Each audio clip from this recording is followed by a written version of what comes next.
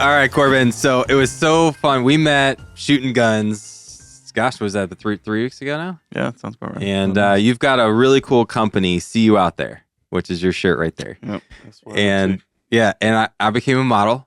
I Oh, don't know if boy. I was there with Brian Motherwell and his family, my family, a bunch of other people, and we went out to a pheasant hunt, and we're sporting his brand, which I have something. I have your hat, I have a sweatshirt, really cool sweatshirt, and I made it on his website. It was super cool. Super serious. You're modeled in quite a few of the actual photos I used. And I took some pictures. Yeah. Took some pictures. We had a lot of time in our discussions. We ended up talking about branding, and that's really where this show came about, because you're a brand is a big deal. And when we think about branding, we think just corporate brand, like a Coca-Cola and how cool their advertising is, right? But then there's also our personal brand. Like for this show, we have our own brand, Plain and Made Simple. And I thought it was an awesome idea to discuss the balances of, your personal brand and what are the do's and don'ts and problems and successes you can have. And then let's also touch on, the importance of branding. Yeah. So you're getting ready to move. I know we need to do this podcast soon because you're moving down to Charleston, right? Charleston, yeah. So what's the deal? Why are you moving to Charleston? I just every You time don't like Charlotte anymore? I don't like it. It's fun. I've had a good time while I was here, but I just feel like the Charleston scene is more of what I'm kind of aligned with personally right now, with what I'm trying to accomplish with the brand. And the fly fishing industry is really big and important to me, and played a huge role in the creation of the brand. So it actually started with me doing YouTube videos and doing truck camping videos and going fly fishing in the mountains and whatnot. And at the end of my videos, I would say, "We'll see you out there. Peace." And so I was like, what can I kind of do with that? So created the logo. That was the creation of it. So, and then I slowly just started to create merchandise. I really started with just like the basic logo with hats, black hats, simple embroidered logo and whatnot. And then slowly started to create different designs. And the brand is kind of ever changing at this point, which is why I kind of wanted to get down to Charleston, because I love making videos. That's kind of like the passion. And I just see the vision for it when I'm down there. And I want to switch the brand to kind of have collection drops of specific things that I do in Charleston, or any trip that I really go on. But for example, like I want to get more into fly fishing, go out on flats boats with my buddies, and each fish that I catch, I want to incorporate that into a video and then put that exact same fish on a shirt, and that way the community can like what you did with Scout. Exactly. That's super fun. Yeah. So is it a clothing company, but then it's more of a lifestyle brand around that? It's an apparel and gear, technically. Okay. It's a what? Apparel and gear. So SYOT Apparel and Gear is like the official name, but I want to kind of incorporate it more into becoming like a lifestyle, and embrace the see out there mentality and inspire others to get outdoors and share this, beautiful world that we have with other people. So you brought up There's a lot of brands that are in that same space. It's cool. Well, I want to talk about that. So, I maybe we'll end on the personal side. Let's talk about the corporate side first. Yeah. So many commercials you see on TV, and it's about finance, or it's about a car, but the commercial has nothing to do with the car or a donut or whatever the product there is they're offering. Why do companies do that? I think they're trying to evoke that emotional, like trying to make it sticky to you. Like if I can make it speak to like your heart, something that you can resonate with, then you want that association with my brand. So you try to put it in the most positive light. Well, you said the word lifestyle, and I think you're answering that a different way, but I think what I hear and what the conversation we have all the time is companies will market how their customers feel or how they want their customers to feel when they're sporting their brand or they're eating their food or having their hat, whatever it is, driving their vehicle. It evokes that, just like you were saying, like this is what I want as a person. Like you're moving because of that same thing, right? Sure. So, and I think companies are tapping into that style of marketing. They're like, well, this is the type of lifestyle our brand represents. Yep. So that's what they show. That's right. And I think that's pretty smart. Yeah, it's like, all right, if you associate with this type of lifestyle, you should be wearing my clothes, or you're using this cooler, or you're drinking this beverage. Like Is there dangers in that style of thinking? Like if you're a customer, I guess it's just that style of marketing is only going to attract the people that want that. Like you're, right. I don't want to keep saying you're moving, but you're saying. Yeah. Kind of makes it too specific. It's like they're not marketing to the masses; they're marketing to specific. It's like an association. That's interesting.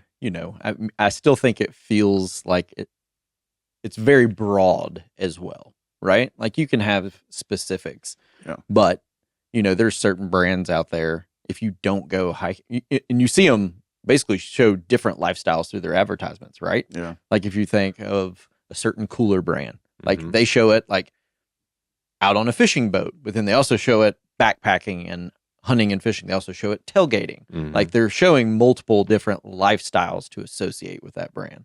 So let's back up for a second. Like when we talk about brand or brand management, and we're going to talk about two different specific things on the show.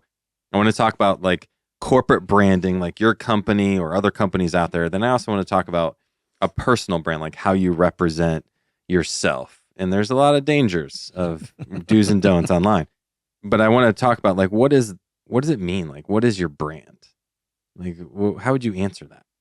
I think for me, like it's something that somebody knows like what you stand for, something that somebody can relate to you on. And we kind of talked about authenticity before, right? It's kind of who you are, right? And what you want to promote, what you choose to push out. But like you said, there's a fine line that you kind of have to walk because, it's not going to resonate well. If you're too personal with some people, you're like, you got to really be careful, right? Mhm. And the media world now is so tricky because it's vast and there's so many different things that could go wrong. But, as long as you have a good head on your shoulders, you're not doing things that are going to be controversial, right? To an extent, because some people Yeah. do love that controversial topics, but for the That most is their part, brand, right? right? Yeah, and that's what they stand for, and that's what gets them their views, like the Yeah. clickbait, and everything. But when you're promoting yourself, like for myself, my personal brand is kind of different than what my actual brand is. I still love to promote and push out videos that I'm, going outdoors and like going fishing and whatnot, but I've kind of made a shift to do more like health and fitness, lifestyle kind of stuff. So That's not I've what been, you're about. it is me personally, but the brand like SYOT, right, is kind of just really about the outdoors, right, and being outside. And it doesn't matter what you're doing outside, but I promote usually bow hunting or fly fishing. But Yeah.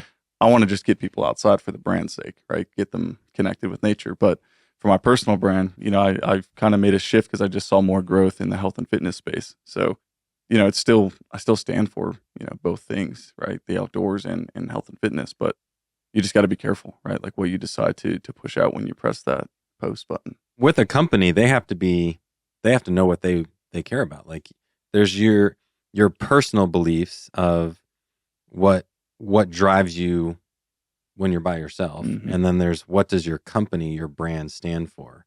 Is there dangers of connecting the two, or is it specific to like your niche of marketing? Like how do you divide and conquer that? I made a post the other week actually, and I was like, when you can't figure out what niche you want to be in, so you just post everything. And I posted a video of like me doing all of the things that I did throughout the past year. I went sailing to Catalina.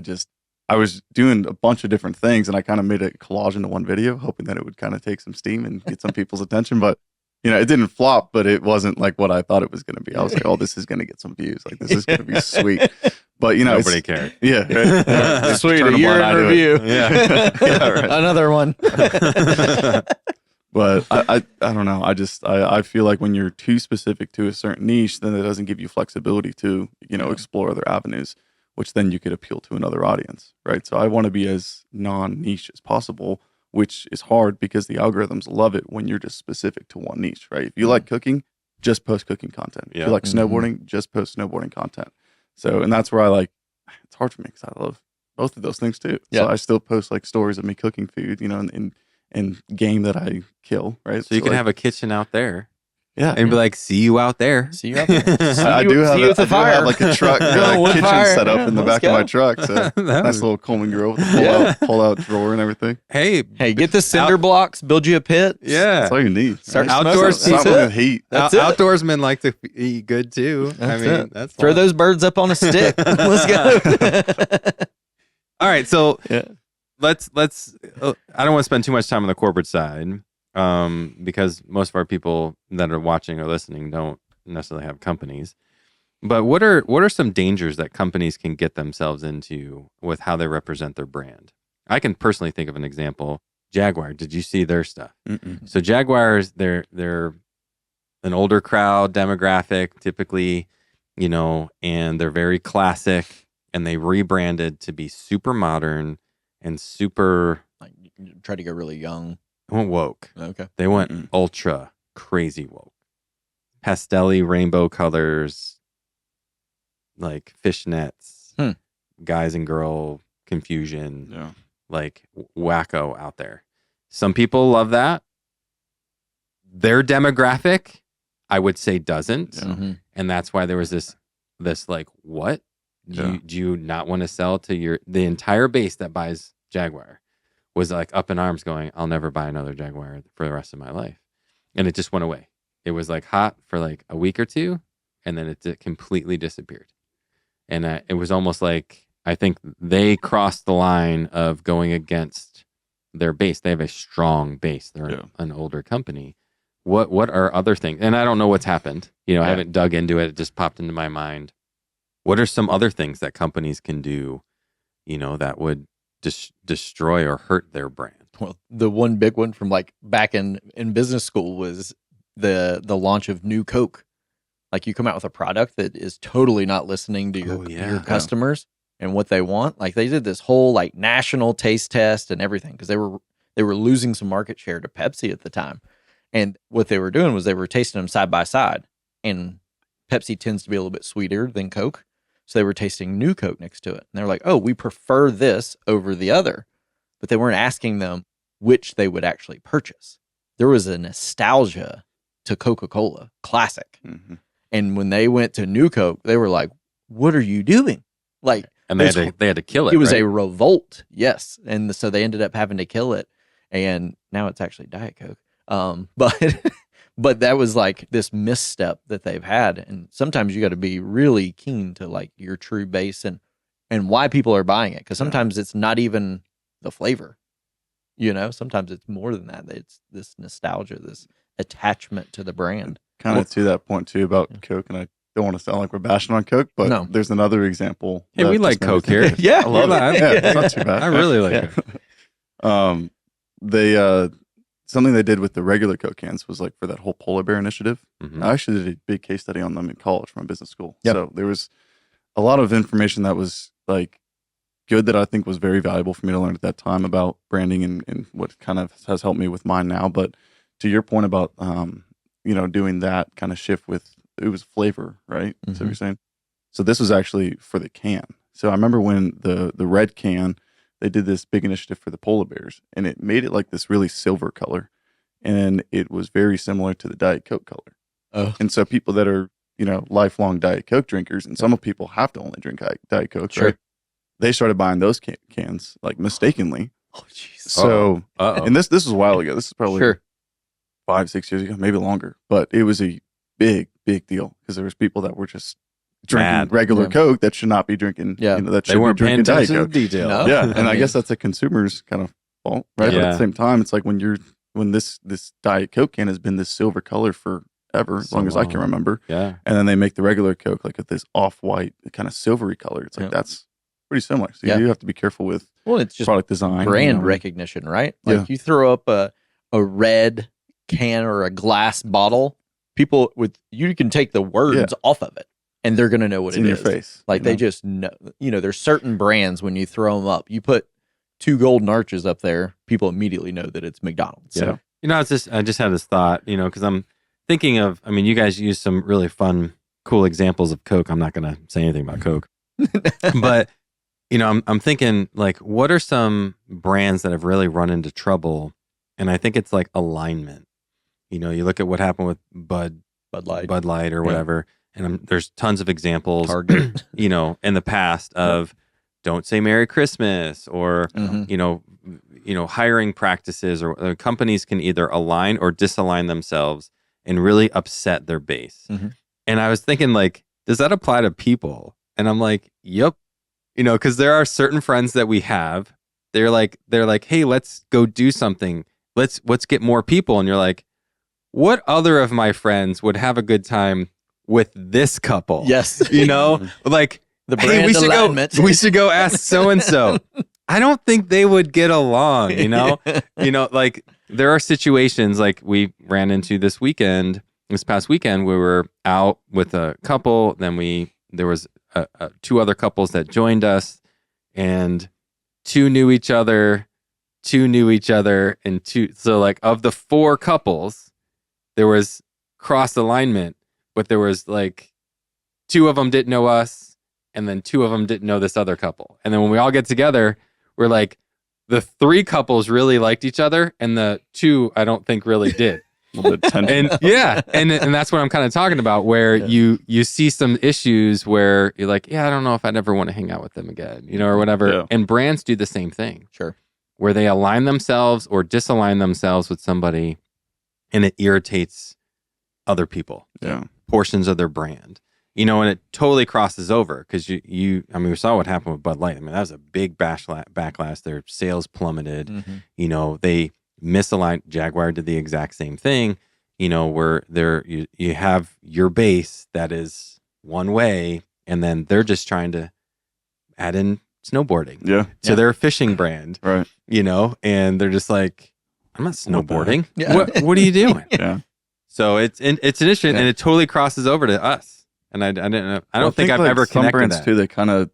They assess the situation and decide to maybe take a risk. They know like the repercussions, possibly like what could happen, and they're like, let's just see what happens.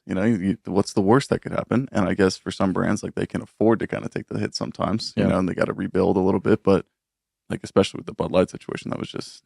I mean, the guys that are super super loyal are probably still loyal. But there's still jokes being made about it to this day. Well, and it's right? kind of And come still full prevalent. circle too, right? Like they've done some repair, Yeah, some brand management and repairing relationships. When they and learn stuff. from the risk, right? That they That's took. right. And So they they pivot. align themselves with people that could bring their base back. Right. Yes, And I think they've done a good job. and most big brands, right? They recognize, that was a That fell misstep. flat. Like to give Coke credit, they quickly jumped on that. They've they've course corrected, very quickly and Yes. recovered in an amazing fashion. Yeah, Absolutely. absolutely.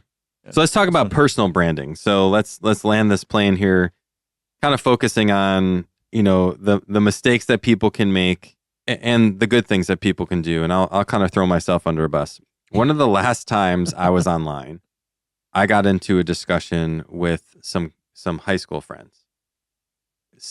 Like in high school, we had this big group of friends. We all kind of think the same way. We all hung in a pack. Well, since college, we don't all think the same way anymore. And people, some went far right, some went far left, some went somewhere in the middle. And conviction has set in all over the map. So the ones that went one direction, very convicted in where they're thinking, and the people in the other direction. And then the ones in the middle just want to make peace, right? And we got into this hot topic, and it was around salvation. And I was on the one hand, and then some of my friends who were with me in high school are now way against. And it got really sour really fast. And they were baiting. I was baiting. I didn't conduct myself very well. They didn't conduct themselves very well. But online, the more open you are, the better you sound. The more convicted you are and the more specific you are, the more pigeonholed you sound. Yeah. So I sounded like a horrible person, and yet I am grounded in my beliefs. I'm a Christian guy, and I was coming from that standpoint, and you will be ridiculed and you will be persecuted. And I was. And I was like, I'm done. And I literally deleted that entire thing and got off. And that was when Trump was running for president the first time. And like there was a whole drama about, he was Mr. Cool Guy in all the rap videos. And as soon as he wanted to run for president and they thought he was actually going to get elected, he turned into this ogre. But before that, he was in like Home Alone. Yeah. Like he was in music videos. Yeah. Like he was the man. Like you're fired. Like he had a great brand. And then the moment he starts getting into politics, they're like, he's the most whatever. Right or wrong. That's how it played out. Yeah. Sure. And I felt like for me, I had this happy-go-lucky brand, and the moment I have this conversation, the moment I see, and I didn't get into politics, I got offline. I've been offline since Probably since then. I have social profiles, but I completely got offline because I feel like it's more dangerous to engage in conversation online because you can hide. Like you can say nasty things. People can say nasty things to you. You don't know who they are. Yeah. And they will bait you, and then you'll stand for your conviction. And they'll destroy you from it. So I'm like, I'm not getting into those. And I'm too passionate. And those people, the ones that doing that too, that's all they do. they don't push out content. They don't push like their opinions or anything. They Right. just find a way to nag at somebody and just get Push to their their buttons. core. Yeah. Yeah, like you were just talking about Mr. Beast, right? It's Mhm. just it's crazy. Like it destroys people from the inside. So It's how just- does a passionate person like me, and there's a lot of other passionate people out there, how does a passionate person stay true to their beliefs and not get themselves in trouble online? Stay away from the comment section. That's what I don't would even say. look at it. Like, Yeah. just don't even read. Post your thoughts, be kind, and Yeah. move on. Like, So what does it don't engage in matter? conversation, You engage in just content. can't. Not there. Like, be that's, more of a creator, right? Yeah. Be a content creator. and maybe and you're then- a thought provoker. So that's right? interesting So because that's kind of what you I can started doing. Pose the question, pose the thought, yeah. and then back out. Back out. Yeah. Like, it's not worth it. Because that's what you were saying with the whole Mr. Beast.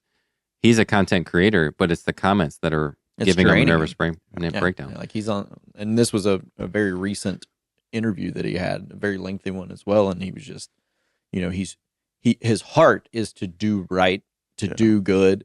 He wants to help people.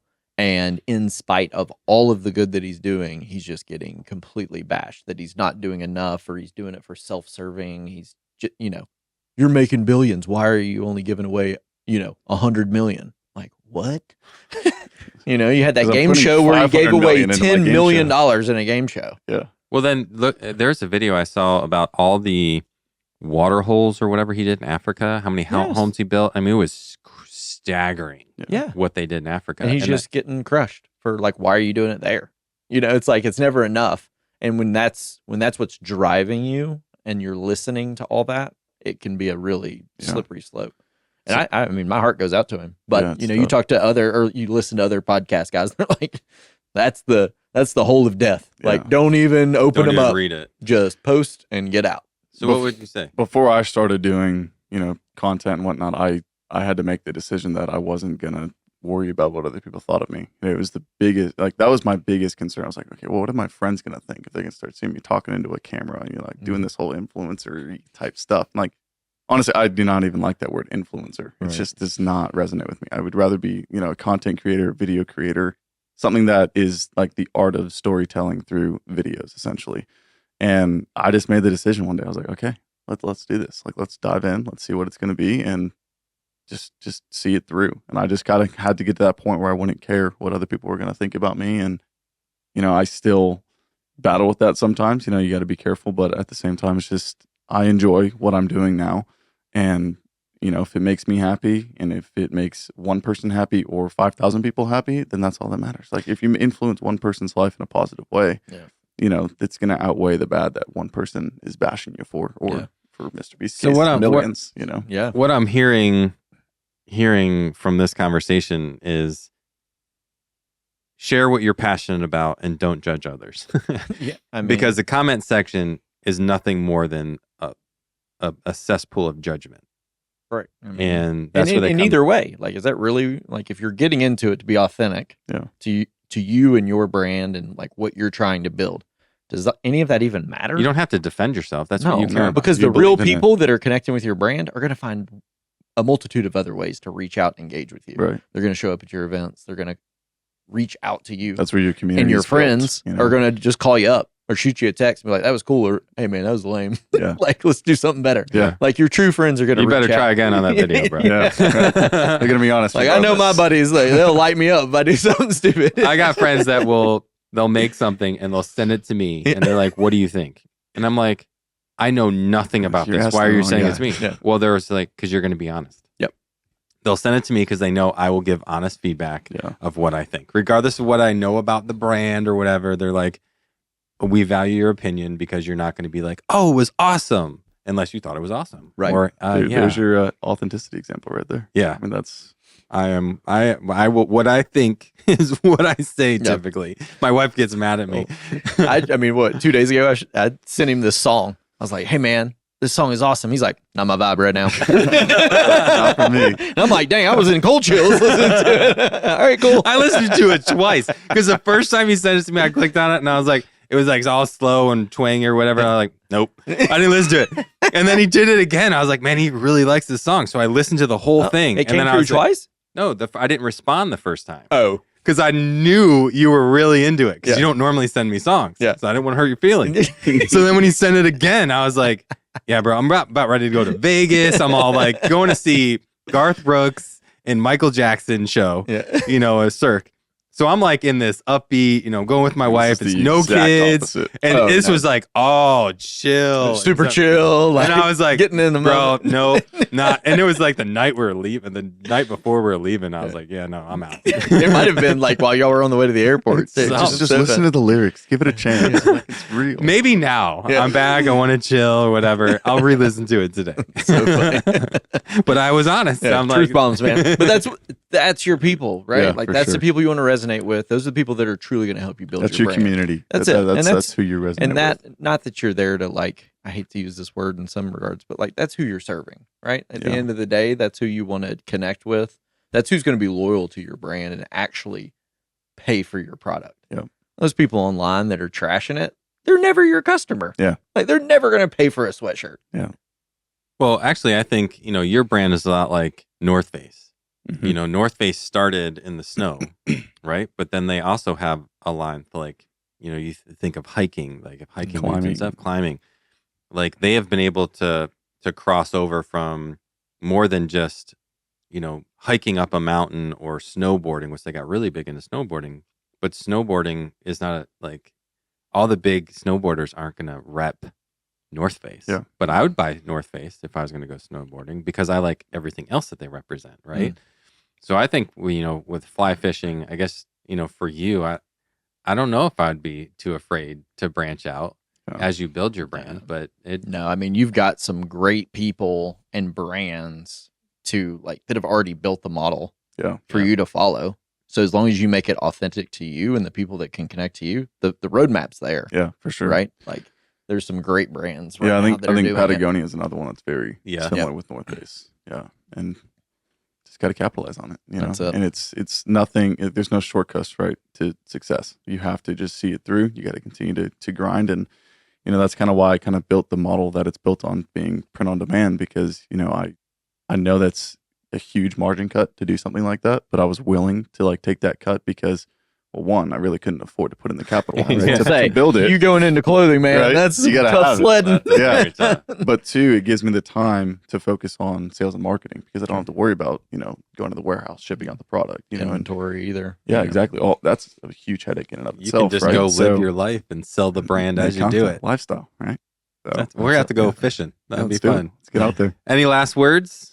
No, I think branding, authenticity. I wish you all the best, man. Thanks, man. Good luck in Charleston. I appreciate It's a it. beautiful city, and Yeah, I cannot wait. I'm anxious to see what God has in store for you. Yeah, I appreciate it. Yeah. Yeah. And Well, I'm thank you sure for I'm going to having see me you on. out there. I'm actually really glad we got to talk about this. This isn't a topic that comes up. I mean, I'm not sure a whole lot of people are going to want to listen to it. They see brand, they're like, I'm out. But the ones that actually listen to this, I mean, there was a very valuable discussion in here because you can destroy yourself online, or you can actually build towards your own brand, just by some of the things that we've discussed. 30 years of building a brand can all go down the drain. 30 with a 30-second spot. Yeah. So it's very easy to destroy and erode away what you've spent a lifetime to build. So That is so true. Yeah. So awesome. that. Thanks for Yeah. talking Thank you with guys us for having me today. on. yeah. Super awesome.